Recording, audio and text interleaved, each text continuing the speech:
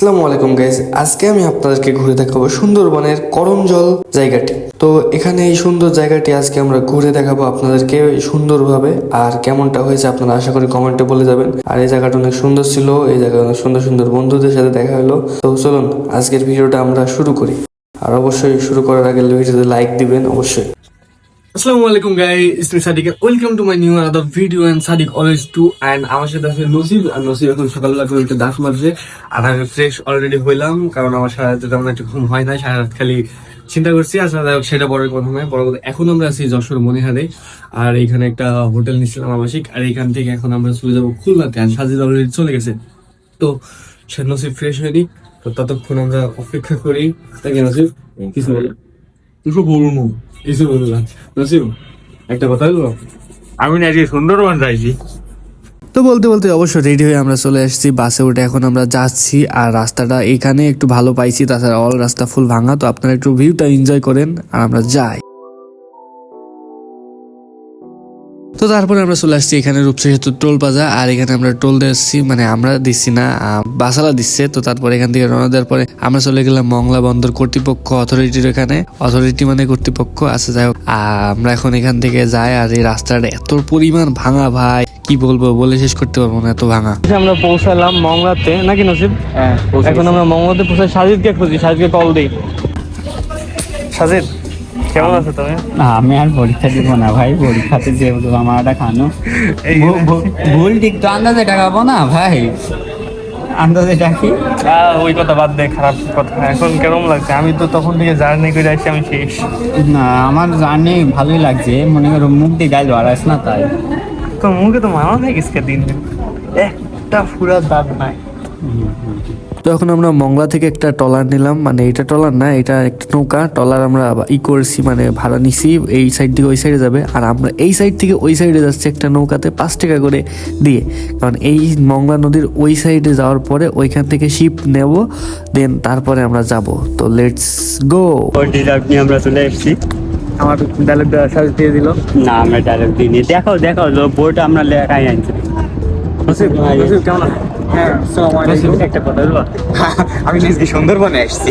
শ্যামকে call দে। Call তো যাবে শ্যামের কাছে। সিয়াম আসিলেন তো? আমি একবার কল দিয়েছি তো ধরিনি। আমার তো বলছে না। গাইজ, আমি এখন একটু দেখাই কেমন লাগছে। গরমের ভিতরে উঠে পড়ে আছি। শীত লাগছে, দেখ সুন্দরবনে আছে। আচ্ছা গাইজ, সেইটা না, মেন কথা না, মেন কথা। গাইজ একটা কথা বলবো, আজকে আমরা সুন্দরবন আইছি। গত আগের ব্লগে অনেকবার বলা হয়েছিল। তো দিয়ে ঢুকাবা না, কেমন লাগছে? প্রথমবার তো সেভাবে একটু ঘুরাই নিয়েন, যদি ভালো লাগে আবার আপনার সাথে আসবো। নাম্বার তো আছে আপনার?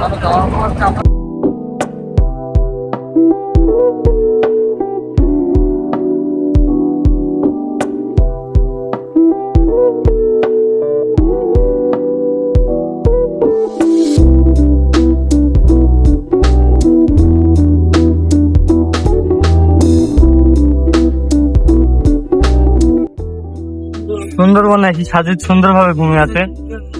নদী আবার তার মাথায় হাত বোলাচ্ছে। সাজিদ, তোমাকে ঘুমাচ্ছেন? ঘুমাই একদমই শেষ হয়ে গেছে। তো শিপে চলে যাওয়ার সময় আমি ওই সাইডে, মানে যে বাড়ি ঘরগুলো দেখলাম, আমি শুধু একটা কথাই ভাবছিলাম যে যখন এখানে একটু পানি বাড়ে, সাপোজ জোয়ার ভাটাই হয়, তো তখন কি ওটা ডুবে যায় না ওই বাড়ি ঘরগুলা? আর বন্যার সময় তো প্রতি বছর বাংলাদেশে কি হারে বাড়ি ঘর ডুবে, ওটা তো জানি আমরা। মানে আমার প্রশ্ন, এই বাড়ি ঘর যে এরা বানাইছে, এদের মানে, হ্যাঁ মানছি আর্থিক পরিস্থিতি খারাপ হলে এরকম হয়, তো এই বাড়িঘরগুলো ডুবে যায়, এটা স্বাভাবিক। তো আমার উচিত যে এইটা, এদের বাড়িঘরগুলো একটু ভালো জায়গায় করে দেওয়া উচিত সরকারের, এটাই। আর তার থেকে বড় কথা, আমি একটু ভীতু, আর আমার পানিপথে অনেক ভয় লাগে, আর নৌকায় উঠতে একটু বেশি ভয় লাগে। আমি সহজে তেমন একটা নৌকায় উঠি না। আর সারাদিন নৌকায় উঠে খুব সুন্দর ঘুমাচ্ছে, কারণ বেচারা অসুস্থ হয়ে গেছে অনেক বেশি। আমি নক করে ভয়ে চুপ করে বসে আছি, কারণ আমার অনেক ভয় লাগছে। নৌকা যেভাবে দুলছে আর সমুদ্রের মাঝখানে আছি, যেভাবে ঢেউ দিচ্ছে, আমি তো পুরো ভয় শেষ। আর নসিব আপনাদের সবাইকে বলছে সালাম গাইজ। তো আমার একটু সত্যি ভয় লাগছে। তো সাজিদ একটু উঠে বসলো, আমি সাজিদের দু একটা শুট নিচ্ছি, পরে সাজিদকে দিয়ে দেওয়া যাবে। আর আশপাশে ক্লিপটা নিচ্ছি, আর আমার ফোনে তেমন চার্জ নাই, আর চার্জ দেওয়ার মতো পরিস্থিতিও নাই। আমি যে কিভাবে ব্লগটা শেষ করছি। আর ওইখানে একটা পাকিস্তানি শিপ দেখলাম, মানে এই শিপে যতগুলো পতাকা আছে না, ওই যে ফ্ল্যাগ আছে, ওইগুলো আসলে কয়টা দেশে গেছে, সেই কয়টা দেশের ফ্ল্যাগ লাগাই থুইছে, এটাই। আর এরপরে আমরা পৌঁছাই গেলাম।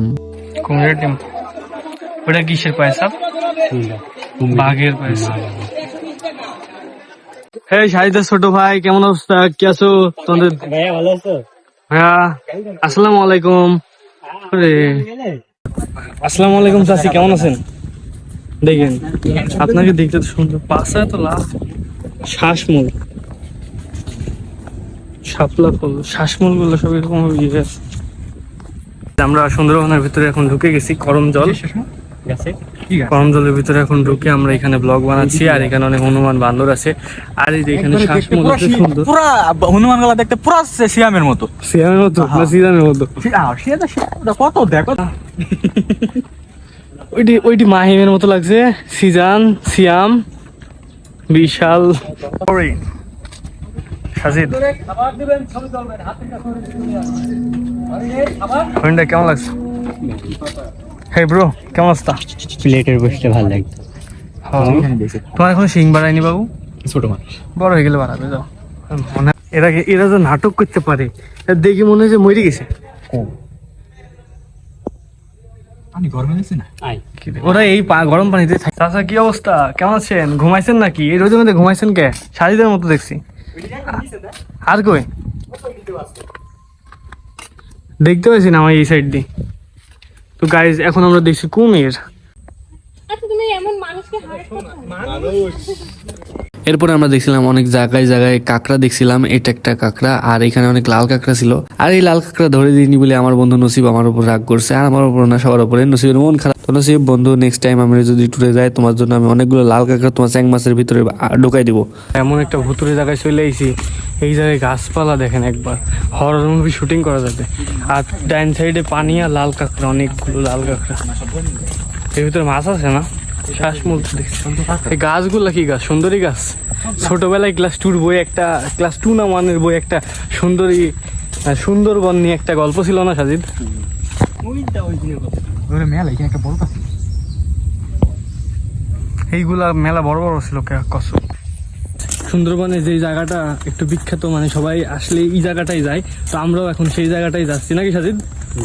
তো আমি একটু সামনে থেকে শুট নিই, আমার শুট নিই। তো এখানে নিচের দিকে সব শ্বাসমূল আছে, আর এখানে কিছু শাশুড়ি মারা বসে থাকে। আমি এখন পাচ্ছি না, কারণ ওরা ওই সাইডে, কারণ এই সাইডে বসে উকুন তুলে সাজিদের রান্না ছিল শাশুড়ি। এখানে বসে উকুন তুলে, হ্যাঁ উকুন তুলে। আর যদি কেউ যায় তাহলে তার সুন্দর মতো এইভাবে ফকেট কাড়ি নেয় ফোনটা। তো এখন আমরা চলে আসলাম ঝুলন্ত ব্রিজে, মানে এটা ঝুলন্ত ব্রিজ না, এটা দড়ি দিয়ে বান্ধা ব্রিজ। আমরা এখন চলে এসেছি, আর এটা রশি না, এটা হলো রড।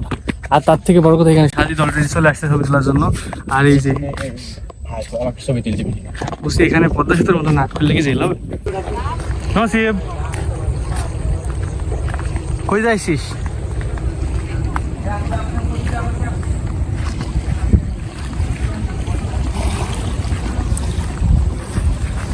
নসিব, কই যাইছিস? কেন নসিব? টাকা টাকা কিন্তু এখানে সাপ।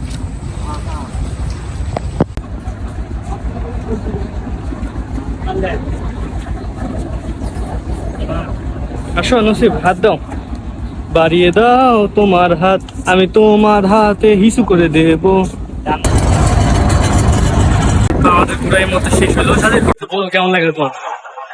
আমার অনুভূতি মনে করেন জ্বর না আসলে নসিবের পর দাম একটা। নসিবের কেমন লাগে? নসিবের মজা হয়নি, নসিব আস্তে আস্তে আসছিল। আসলে মজা হয়। তোমার এই দিনে লাগি হইলো আমার ঘরটা বাইরে গেলে ডিপ সাউন্ডের দিতে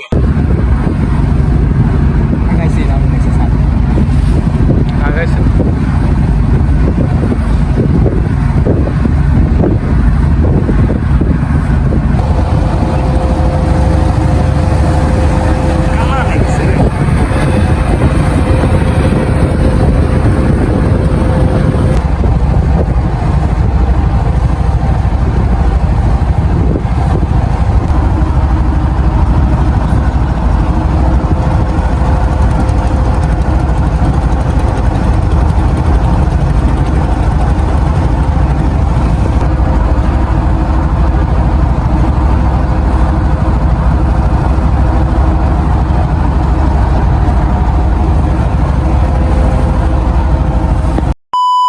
এবার আমি রাতে আজকে এখানে কাটাই দিছি। ফ্ল্যাশ লাইট জ্বলছে। নসিব কেমন অনুভূতি? অনুভূতি অনুভূতি বলতে গেলে আর কি এক প্রকার অনুভূতি। অনুভূতি মানে কি? অনুভূতির মায়ের খালাম। ওই তো অনুভূতি। অনুভূতি আমাদের খুব খারাপ, এর থেকে খারাপ অনুভূতি নেই। তো আজকে রাতটা আমরা এখানে কাটাই দিয়েছিলাম, এখন আমরা কুষ্টিয়া যাবো। আমরা কুষ্টিয়া পৌঁছালাম না, কুষ্টিয়া বাস টার্মিনাল পৌঁছালাম। অনেক জার্নি হলো, অনেক ই হলো, মানে এক কথা খুব প্যারা দিছে আমাদেরকে লাইফে। বোরিং হয়ে গেছি পুরো। তোর ভালো লাগে না? নেতা নেই ভাই তোর বলতে আমি শেষ হয়ে গেছি ভাই। দিনই তো বাসের উপর। বাসে আজ 3 দিন ধরে বাসের উপরে, রাত থেকে শুরু করি, গত পরশু দিন রাত থেকে বিশাল প্যারা। ও ভাই আমি ভাবছি আর দরকার না, দরকার আছে কিন্তু আবার পরে শরীর লাগে ঠিক করে নি, ঘুমাইতে হবে এখন খালি। তো গাইজ কি অবস্থা সবার? তো আমি আজকে একটু মানে আজকে বলতে যশোর থেকে আসছি, তারপরে কুষ্টিয়া আসার পরে আমার অবস্থা তেমন একটা ভালো ছিল না। দুপুরে খাওয়া দাওয়া করে গোসল করে ঘুমাইছিলাম। এখন বাজে রাত 12টা না, প্রায় 1টা বাজবে। তো এখন আমি ব্লগে শ্যুট নিচ্ছি, কারণ তেমন একটা এনার্জি ছিল না শরীরে, এখনো নাই। চোখের অবস্থা এগুলো আছে, আর চুলও গোসল না। তো গাইজ কেমন লাগলো আমি নিজেও জানি না। ট্যুরটা ট্রাভেল করতে করতে আমার অবস্থা শেষ। তো আজকের ব্লগটা আমি এখানে শেষ করতে যাচ্ছি, কারণ আর তেমন কিছু নাই দেখানোর মতো। আমি জানি না আজকের ব্লগটা কেমন হয়েছে। যদি ব্লগটা ভালো লাগে ফটাফট শেয়ার অ্যান্ড সাবস্ক্রাইব করে দেবেন। আর special thanks to Sajid and Nasib, এরা আমার বন্ধু না, বাপ আর ভাই লাগে। তো সবাই বেশি বেশি সাবস্ক্রাইব করবেন। আর নেক্সটে কোথায় যাওয়া যায় অবশ্যই আমাকে না, শাহিদ আর নসিবকে মেনশন দিয়ে বলবেন, কারণ ওরা না থাকলে আমার যাওয়ার কোনো মজা নেই। আর সাথে এবার আমার অনেকগুলো ফ্রেন্ড অ্যাড করে এরপরে আবার নতুন ট্যুর দিব। গাইজ আজকের মতো এই পর্যন্ত। সবাই সুস্থ থাকবেন, ভালো থাকবেন। আল্লাহ হাফেজ গাইজ, বাই বাই।